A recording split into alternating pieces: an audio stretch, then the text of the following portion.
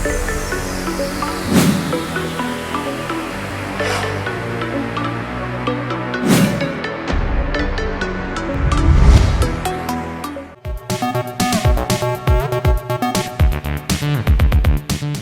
Hello welcome to best of the day. మరి ఈ రోజు మన బెస్ట్ ఆఫ్ ది డేలో కొత్త విషయాలతో పాటు కొన్ని ఆసక్తికరమైన నిజాలు మరి చరిత్రలో ఈ రోజు జరిగిన ముఖ్య సంఘటనల గురించి తెలుసుకుందాం. మరెందుకు ఆలస్యం, లెట్స్ స్టార్ట్ ది ప్రోగ్రామ్.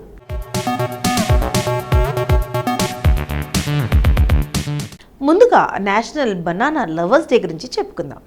మనకు అన్ని సీజన్లోనూ అందుబాటులో ఉండే పండు ఏదైనా ఉందంటే అది టక్కున అరటిపండు అని చెప్తాం. ఈ పండు చాలా తక్కువ ధరను కలిగి ఉంటాయి కనుక పెద్ద వర్గాలకు చెందిన వారు కూడా ఈ పండ్లను సులభంగా కొని తినవచ్చు. అయితే ప్రతిరోజు ఉదయం అరటిపండును తినడం వల్ల ఎన్ని లాభాలున్నాయో మీకు తెలుసా? విటమిన్ B6 స్థాయిలను పెంచుతుంది. అరటిపండులో విటమిన్ B6 సమృద్ధిగా ఉంటుంది. ఇది శరీరానికి ఆహారాన్ని శక్తిగా మార్చడంలో సెరోటోనిన్, డోపమిన్ వంటి న్యూరోట్రాన్స్ విటమిన్స్ ఉత్పత్తి చేయడంలో సహాయపడుతుంది. ఆరోగ్యకరమైన రక్త హిమోగ్లోబిన్ను కూడా నిర్మించడంలో ఈ విటమిన్ B6 కీలక పాత్ర పోషిస్తుంది. జీర్ణ సమస్యలను సహజంగా తగ్గిస్తుందట. అరటిపండులో సహజ ఫైబర్ ఉండటం వల్ల మలబద్ధకం, అజీర్ణం వంటి సమస్యలు తగ్గుతాయి.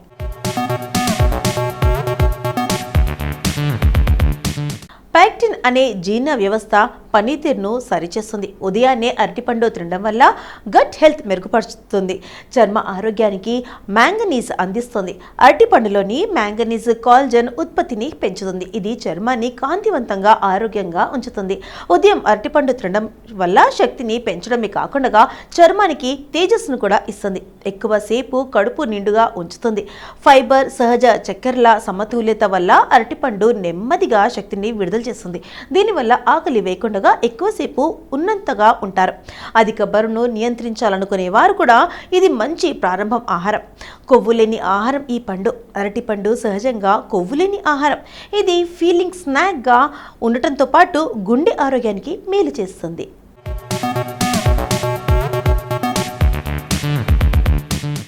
కొవ్వుల సమస్యలని ఆరోగ్యకరమైన, ఆహ్లాదకరంగా ఇది ఉపయోగపడుతుంది. కండరాల పనితీరుకు పొటాషియం. ఉదయాన్నే వ్యాయామం చేసే వారికి అరటిపండు మేలు చేస్తుంది.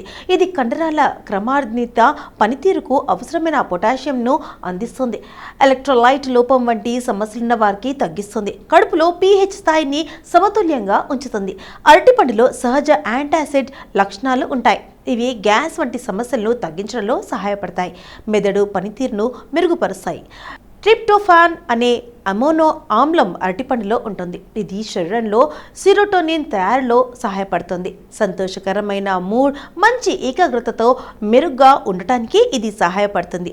మూత్రపిండాల ఆరోగ్యానికి మేలు చేస్తుంది.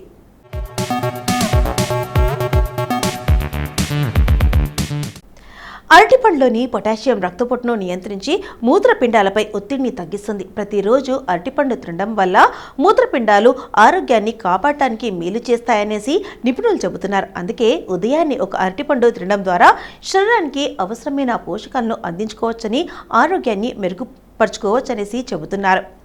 రోజుకు యాపిల్ పండు తింటే ఆరోగ్యంగా ఉంటామని, డాక్టర్ దగ్గరకు వెళ్లాల్సిన అవసరం లేదని చెబుతుంటారు కదా. మరి ఒక యాపిల్ మాత్రమే కాదు, రోజుకు అరటిపండు తిన్నా ఆరోగ్యంగా జీవించవచ్చు. చవకగా అన్ని సీజన్లో లభించే అరటి పండ్లను ఎక్కువగా తినడం ద్వారా అనేక రోగాల నుంచి బయటపడవచ్చు.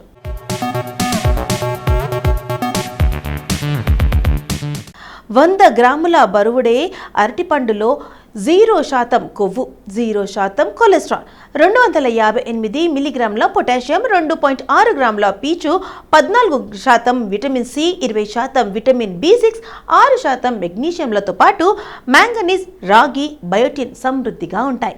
అయితే బాగా పండిన అరటిపండులోని పోషకాలు సాధారణ అరటిపండులో ఉన్నంత పరిమాణంలో ఉండవు. అరటిపండు పక్వానికి వచ్చే కొలది సాధారణ చక్కెరల మార్పులకు గురవుతుంది. అయితే క్యాలరీల సంఖ్య మాత్రం తగ్గదు. అయితే నీటిలో కరిగే స్వభావం ఉండే విటమిన్ సి, ఫోలిక్ యాసిడ్, థైమనిన్ల శాతం తగ్గిపోతుంది.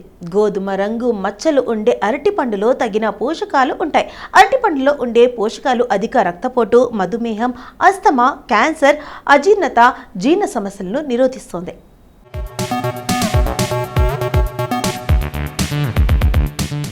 అరటి పండ్ల వల్ల ఇంకా ఎన్ని ప్రయోజనాలున్నాయో చూడండి. కిడ్నీలకు మంచిది. అరటి పండ్లలో పొటాషియం ఎక్కువ మోతాదులో ఉంటుంది. ఇది ఎముకలు, దంతాలకు మంచిది.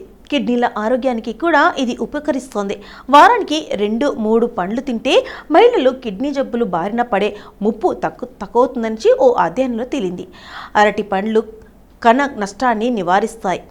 యాంటీ ఆక్సిడెంట్స్ వల్ల, అంతర్గత ఫ్రీ రాడికల్స్ వల్ల కలిగే కణాల నష్టాన్ని తగ్గించడానికి అరటిపండు ఉపయోగపడుతుంది. వ్యాధుల బారిన పడకుండా రక్షిస్తుంది. ఆస్తమా, చర్మ సమస్యలకు నుంచి ఔషధం. రోజుకో అరటిపండు తినడం ద్వారా ఆస్తమా లక్షణాలు తగ్గుముఖం పడతాయి. అరటి పండ్లలో ఫైబర్, పొటాషియం ఎక్కువగా ఉంటాయి. ఇవి బీపీని తగ్గించి క్యాన్సర్తో పోరాడతాయి.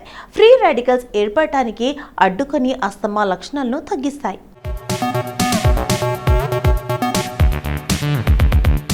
ఇప్పటి వరకు నేషనల్ బనానా లవర్స్ డే గురించి మనకు తెలియని కొన్ని ఆసక్తికరమైన నిజాలు తెలుసుకున్నాం కదా. మరి ఆగస్ట్ 27న ఒక్కసారి చరిత్రలోకి వెళ్ళి చూస్తే ఎంతోమంది ప్రముఖుల జన్మాలు జరిగాయి. మరి ఒక్కసారి చరిత్ర పుటలోకి నేడు జన్మించిన ప్రముఖులు ఎవరో తెలుసుకుందాం రండి.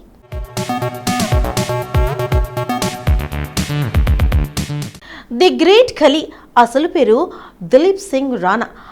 ఆయన హిమాచల్ ప్రదేశ్లో 1972 ఆగస్ట్ 27న జన్మించారు. ఇతను ఒక భారతీయ ప్రొఫెషనల్ రెజ్లర్, నటుడు, మాజీ power lifter.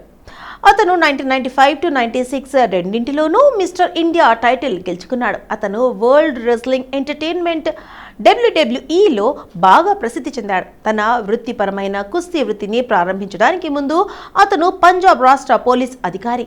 2021 April 7న the great ఖలీని 2021 యొక్క WWE హాల్ ఆఫ్ ఫేమ్ క్లాస్లో చేర్చారు.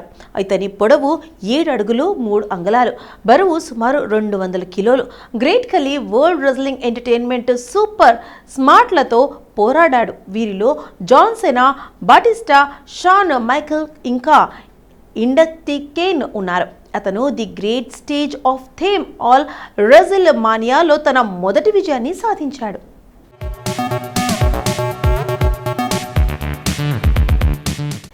నేహా ధూపియా ఒక భారతీయ నటి, మోడల్.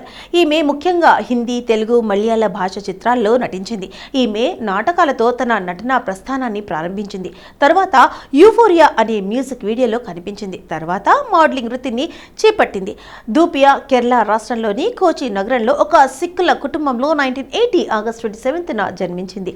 ఈమె తొలిసారి 1994లో విడుదలైన మలయాళ సినిమా మీనా రంగంలో నటించింది. 2003లో మిస్ ఇండియా ది మిస్ట్రీ అనే హిందీ సినిమాతో బాలీవుడ్లో అడుగుపెట్టింది. తర్వాత ఈమె Kya Kool Hai Hum, shoot out at Lokhandwala వంటి విజయవంతమైన చిత్రాలతో ప్రధాన పాత్రను పోషించడమే కాకుండా చుప్ చుప్ కే, సింగ్ ఈజ్ కింగ్ వంటి సినిమాలలో సహాయ పాత్రలను పోషించింది. ఈమె 2002లో ఫెమినా మిస్ ఇండియా యూనివర్స్ టైటిల్ను గెలుచుకుంది.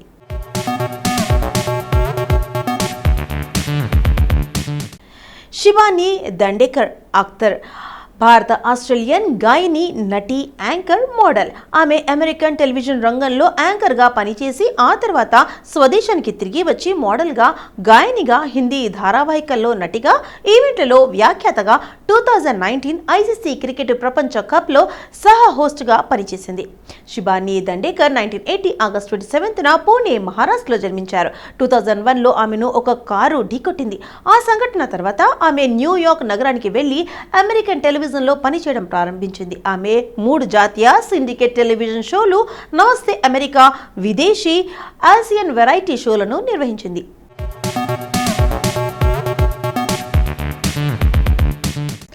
జిమ్ సర్బ్ భారతీయ చలనచిత్ర రంగస్థల నటుడు. ఇతను నీర్జా సినిమాలో ప్రతినాయకుడిగా నటించాడు. జిమ్ సర్బ్ 1997 ఆగస్ట్ 27న మహారాష్ట్ర బొంబాయిలో పార్సీ జోరాస్ట్రియన్ కుటుంబంలో జన్మించారు. ఇతను ఏమోరి విశ్వవిద్యాలయం నుండి పట్టభద్రుడయ్యాక అట్లాంటాలోని అలయన్స్ థియేటర్లో సాహిత్య ఇంటర్నేషనల్ 1 సంవత్సరం పాటు పనిచేశాడు. ఆ తర్వాత సర్బ్ 2012లో తిరిగి ముంబైకి వెళ్లి స్థానిక థియేటర్ ప్రొడక్షన్స్లో నటించడం ప్రారంభించారు. ఇతను 2015లో ఫోర్బ్స్ ఇండియా అండర్ 30 జాబితాలో చోటు సంపాదించుకున్నారు. సర్బ్ 2016లో రామ్ మాధ్వాని బయోగ్రాఫికల్ డ్రామా చిత్రం ఆయన నిర్జాతో చలనచిత్ర రంగ ప్రవేశం చేశారు. అంతేకాకుండా లైక్ సమ్మర్ లైక్ రెయిన్ అనే లఘు చిత్రానికి కూడా పనిచేశాడు.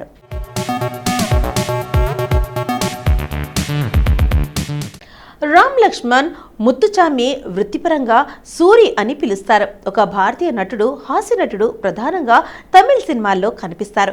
1998లో అరంగేట్రం చేసిన ఆయన వెన్నెల కబాడీ కూజులో ప్రధాన విజయం సాధించే ముందు అనేక గుర్తింపు లేని పాత్రల్లో నటించారు.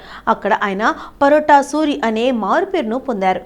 హాస్య నటుడిగా ఒక దశాబ్దం తర్వాత వెట్రిమారన్ దర్శకత్వం వహించిన విదుతలై పార్ట్ 1లో ప్రధాన నటుడిగా ఆయన నాటకీయ మలుపు విమర్శకుల ప్రశంసలు అందుకుంది.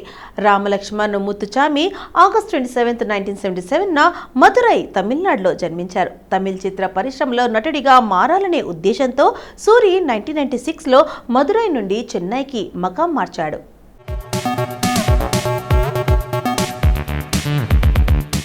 సో ఇదండి ఇవాల్టి మన బెస్ట్ ఆఫ్ ది డే.